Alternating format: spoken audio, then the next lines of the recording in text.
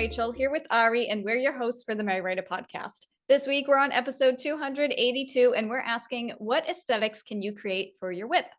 Before we start, if you enjoy the show, consider checking out our coffee page. You can follow the page for free, as we have plenty of goodies for all. But if you're feeling generous, a one-off donation will get you access to more treats, or you can become a Merry Writer for just $2 a month. And for that, you can get access to all the items in our shop, including more exclusive goodies, as well as access to monthly bonuses, and it all helps to support the podcast. But of course, if that's not your style and you still enjoy the show, then please subscribe wherever you're listening if you're not already, and consider dropping us a like on YouTube if you're watching on there. Now, we're going to leave this episode as short and sweet as possible because it's not a heavy topic, but we'll see how much Ari and I ramble about aesthetics you can create for your work in progress. Now, what exactly are aesthetics for your novels, and why should you bother making them? One, it's fun and it's just another creative outlet. Two, it feels like productive procrastination, because we all need that sometimes when we feel stuck on working on our writing, but we still want to think about it. It's fun to work on aesthetics and do things that's not necessarily for the writing, but you're still thinking about it. And three, these aesthetics can be used for marketing, because it always has to come back down to marketing, doesn't it? Well, I mean, to be honest, most marketing is done through like social media and websites, and they're all almost visual platforms, so you kind of have to. Not to mention things like Instagram are always ramming down your throat that you need to have carousels and reels and everything. So anything you can make where it's a nice visual that catches someone's eye. Because again, we're not in competition with each other as writers, but you are in competition for people's attention. So you need to make something snappy and eye-catching. So yeah, aesthetics are good. And honestly, if it's just for procrastination, that's great too. You can spend hours and hours making fun visuals that can also be a good prompt. It can kind of trigger your mind into something else and you think, oh, I'm going to add more. I'm going to add an extra one. It kind of goes under marketing, but I think with just the way we've said it, people are probably thinking, oh yeah, marketing, I can see a graphic talking about the book cover, maybe the characters. Merch, unless you've been hanging under a rock forever, merch is a big thing now with readers and writers. So if you can get some really nice aesthetics and graphics, you can turn them into merch. They can go on mugs, they can go on bookmarks, they can go on postcards. And there are readers out there who collect things like that, who it adds to the whole experience of buying a book, because you can get like a book box full of this stuff. So yeah, it's not just a marketing for sticking up on Instagram. It can be a little bit more. And yeah, just a thought. See, the productive procrastination has a domino effect. You absolutely should procrastinate on writing your novel and work on these aesthetics. But Ari's right. All jokes aside, it is really good for marketing. And yeah, I mean, everything's digital these days. So if you want to create a character sketch or something like that, it's always a good idea to throw it up on your website, or have exclusive extras for your newsletter or your street team. Or, I mean, even just on your website, you can just share these things on your website. You can share them anywhere you want, anywhere you talk about your books, share these aesthetics.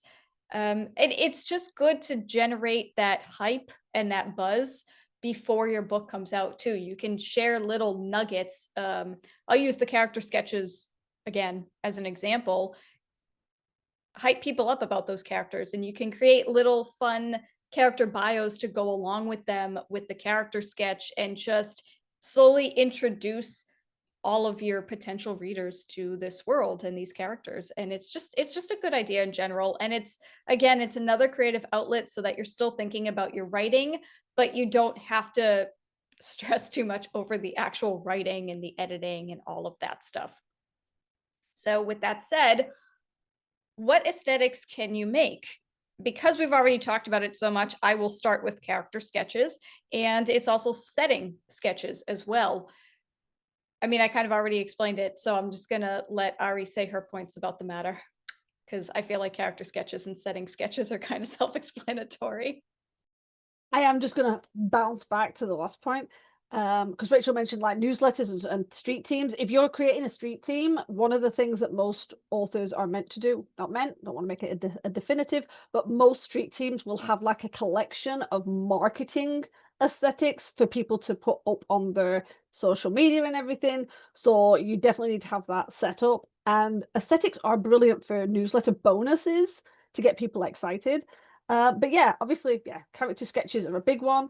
Maps, if you write fantasy, if you write sci-fi, anything where a map can be done, you know, you might one of those things where, oh, it's at the front matter of the book, that's it. No, we love maps. You talk to most fantasy readers, they love maps. They want to see maps. They want postcards of maps. Do you write sci-fi? Have you got blueprints of your ships? Have you got the design of some of the ships? If you're talking, you know, sci-fi in outer space or anything like that.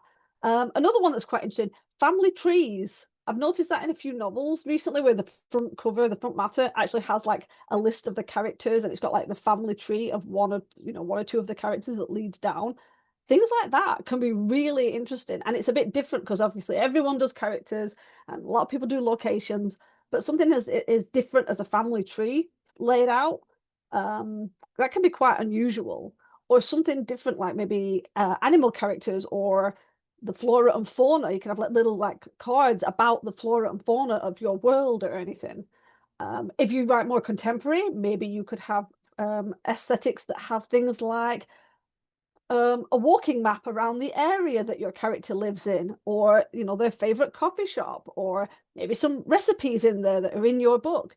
All of these can be made into graphics and aesthetics that can add and enhance your marketing for them. I can't think of anything else. I do want to bounce off of that for a second because when you said ships, I was thinking like boats, pirate ships, and before you mentioned like spaceships and stuff.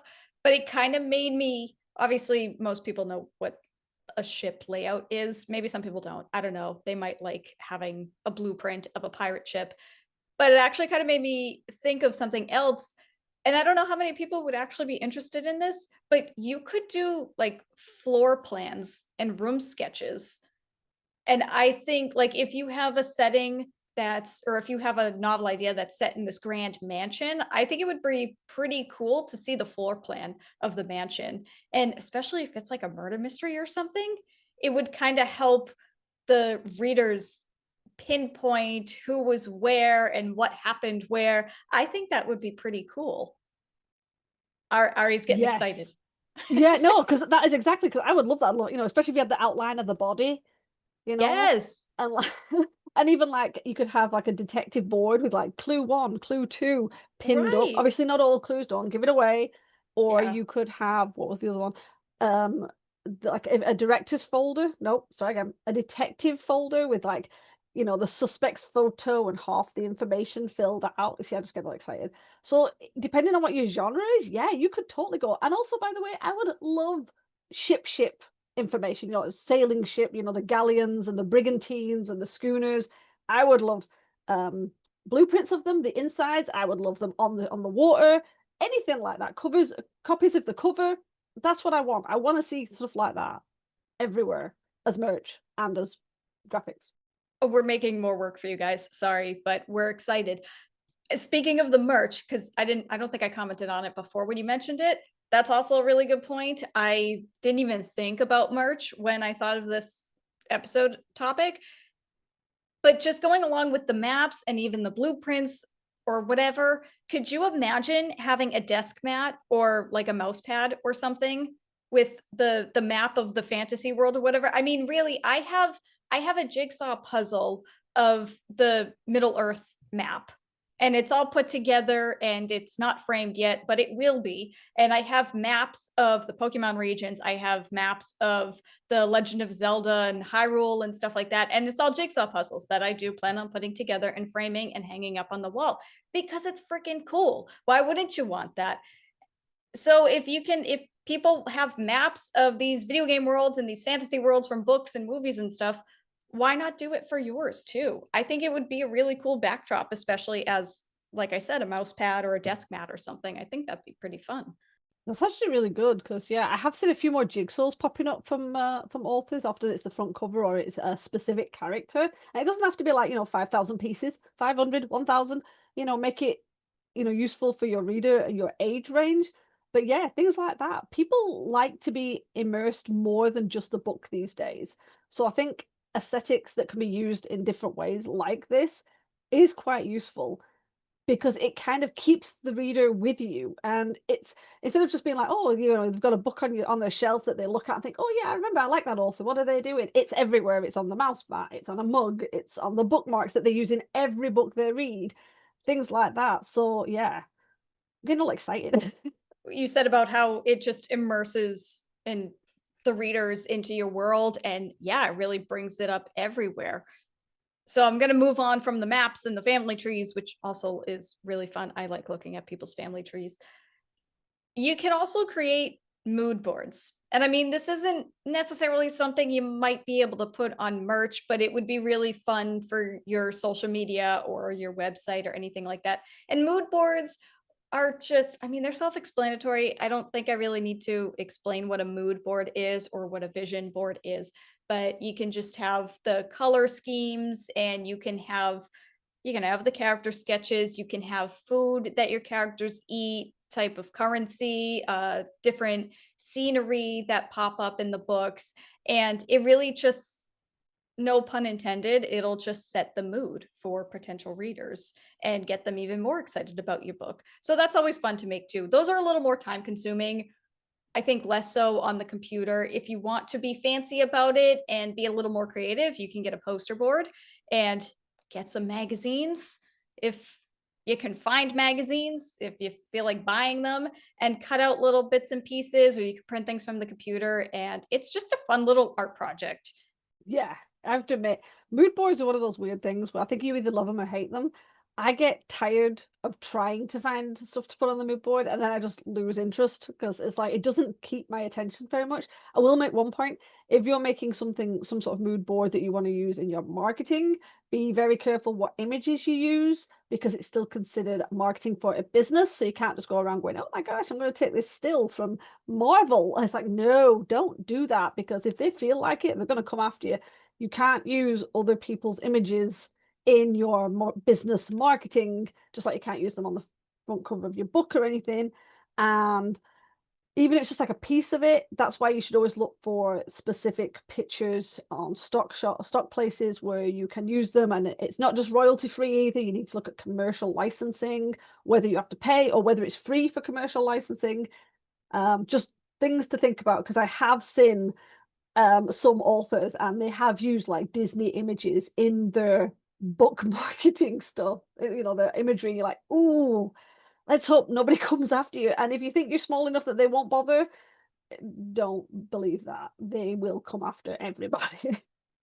Like, nobody's too small for Disney. Is it Disney? It is Disney, isn't it, Oh, Marvel? it's Disney. Yeah. They're Yeah. mean about that stuff. I mean, rightfully so. It's a business, but just they're very strict about it. And obviously, yeah, whatever images you get, you should give credit where credit is due. Obviously, I don't think we shouldn't have to explain that, but we'll reiterate it again. I don't really make mood boards all that often either, but I did make one for Apparitions Anonymous, and I got all of those images from Canva Pro, so they're paid for. And I just did like a little one that I posted on Instagram, and I just had 9 images. It was a 3 by 3 grid, and the images that are the columns and the images in the rows and the images diagonal all connect to each other, and they all have like a slightly different meaning, which I don't think anybody got aside from me. And maybe if you knew that now after reading the book, you might be able to understand it. But it was something fun for me. And I think that's something you got to keep in mind with the aesthetics. Obviously, it's for potential readers, it's for your potential audience, it's to help generate book buzz, but it's also for you too, just to have a little extra fun with your ideas. And I'll say it again, it's another creative outlet. So have those readers in mind, but also do it for yourself too. Just saying. I'm going to make a point about that. Like, if you're making anything like a mood board or any sort of book aesthetic that you want to put online as part of the marketing, consider trying to take some of the photos yourself. I mean, obviously, if you're trying to find like castles or ghosts or something, you might not be able to do that. But if you've got scenes in a forest, if you've got scenes on a beach or something like shells, I'm just randomly spitballing ideas. You know, that can be a part of the enjoyment as well. Getting your camera, getting your phone, going out and trying to find photos that are wholly yours. Because first of all, it means that other people aren't using them because obviously all these different places people will take and you might see the same photos over and over. But like it's another fun thing to do, to be creative. And yes, it's another form of procrastination. I'm going to the beach for research and I'm going to the beach for marketing purposes. But hey, grab yourself an ice cream and enjoy it, No, that would be fun. It's like a scavenger hunt, which you could do that Exactly. too. You could release a scavenger hunt and be like, my character collects seashells. How many can you find next time you go to the beach? Like, and then you can Love get the it. community involved and you can post on Instagram and say, send me pictures of seashells and things like that. Like that, yeah. I don't know how many I'm people would just gonna participate in that, but I mean, I'm hey. gonna bounce off that. I did see it. This was years ago, and it wasn't about books, but it was a scavenger hunt thing. And what someone did was it was on their shop actually, and they had listings. You have lots of photos in a listing, and they hid like a little image on like a little like say it was a seashell. So they put a tiny little seashell in the corner of one photograph, and then they'd do it on another listing and another. And if you were able to go and say, you've got a seashell on this listing on page on photo 3 and this listing on photo 7, you got like a discount. And it forced people to look at more of their items to find the shells. And obviously, there was a prize at the end. You get 30% off your next order. So it encouraged them to spend more time in the shop, and it encouraged them to, as a prize, it was, hey, if you buy something, so it's, hey, now you've spent all your time in my shop. Now you've seen everything. If you buy something, you get 30% off. And so many people did it. So you could do that. You could put like secret things around different social medias on your websites. Like, I've hidden a seashell. Can you find it? People are scouring over your website, over your Instagram, and things like that. Just a thought. That's a really cool idea. And I love how we've just turned this episode into seashells. But there actually is, actually, I don't think it's available anymore, but there was a plugin for your website like a while ago where you could create a scavenger hunt on your website and it would create like this little clickable icon on various pages and blog posts of your website. And if people found them all, they got something, I don't know, like again, like 30% off in their eShop or whatever. So yeah, you can totally do something like that. I mean, that was a little more coding involved because it was a plugin and they made it actually clickable, but you can have people just do screenshots or something and then email you, or you can have this form that people can send it to you. That's a really good idea. I like that. That's a lot of work though. I did say that we're giving you guys a lot more work. We're just giving you more ideas to procrastinate. To be fair, I think it would be great for a murder mystery. See, I'm pointing at Rachel because she likes murder mysteries. Because you could do like, have you found the red herring? And this is like a little red herring somewhere. Oh my gosh, that's adorable. All right, I'm doing it. I don't know when. It could be it might not be for another 25 years, but I will keep that in mind. I will write that down somewhere. My last thing, I will continue because I said we would probably go off on rants. My last aesthetic that you can make that I can think of, I'm sure there's a lot more that we're not mentioning, is you can make a music playlist. We probably won't have that much to say about this one, but you can go on Spotify or even YouTube or anywhere and just make a playlist of songs, because I think we all at one point or another envision our novels being a TV show or a movie, and what would the soundtrack be?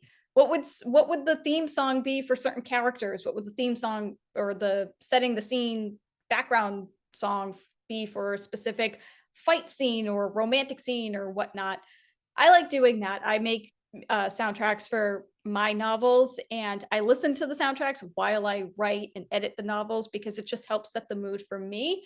And I usually just make it a public playlist and I share the link when the release date gets closer. And if I don't even know if people check them out, I don't know if they listen to them, but they're there. Obviously, I don't own any of the songs, it's by other people, but you don't really need that disclaimer because it's on Spotify and all the artists are there. So it's just something quick and well, I guess it's not quick. You can go down a rabbit hole depending on the music, but for the most part, it's a quick and easy aesthetic and extra thing you can give to your readers. I concur. we were going to talk about how you guys can make these aesthetics. If you have the time, if you want to procrastinate, go right ahead. There are different like programs and software you can use on the computer, such as Canva or GIMP or Adobe Illustrator or Photoshop, or any one of those. You could probably just do a Google search and find those. We personally like Canva. We've talked about Canva so many times on this podcast, and we use it for everything. We use it for the podcast, and they have a great free plan. But if you want to get access to all their like images for the licensing purposes and stuff like that, then the paid plan is worth it. It's a wonderful program. But also, if you're making maps, for example, then Incarnate is a great program. It's a little heavy on the learning curve. I've tried using it many, many times, and then I get frustrated and then I stop. But I do know it is a wonderful program. You just need to be patient and take your time when actually creating your maps and figuring out how to make it look nice. And finally, my only other thought was Scapple, which is another program created by Literature and Latte, and it's the same people who created Scrivener. And Scapple is a mind mapping tool, so you can use that for maps, you can use that for family trees, or you can even just use it for like a word cloud type of thing with all different keywords that pertain to your novel. Have fun with it. You can think outside the box with it.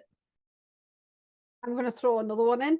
As Rachel mentioned about the idea of doing like floor plans, roomsketcher.com, you can do 2D and 3D floor plans, furnish rooms, so you can make your really cool, funky, scary library. You can make your detective's room, anything like that. There is, I think it was years ago when I used it. There was a free account version. I think you got like two rooms you could make.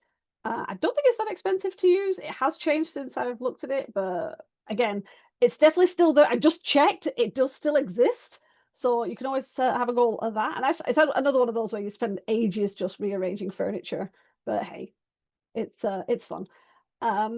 Obviously, if you're talking about aesthetics where you're maybe making character designs, or you want to reuse the book cover image, we always recommend, unless you are a really good professional artist or a professional designer, do hire a designer or an artist who can create the artwork for you. There's absolutely tons out there. And the ones that don't use AI are very good at making it very clear that they don't use AI. They either state it, or a lot of them are now showing themselves doing the artwork. So obviously, eventually AI will start doing that too. But until then, you should be able to get a hold of some good artists who don't use AI. And they can do some really good things like character profiles, character scene images. It doesn't have to just be a character static image. You can do a lot more scene images now. They seem to be quite popular. Again, always check with your designers that the images they are giving you have commercial licensing ability. Sometimes if you have a book cover, it's just for the book cover, and you can't suddenly go printing that on tote bags and mugs. We have mentioned that before, but I just want to reiterate it. You don't want to get caught out with any legality issues.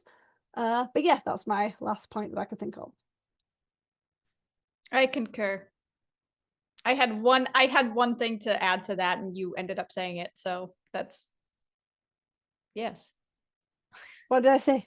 What did I say that you were going to say? Oh, I forget.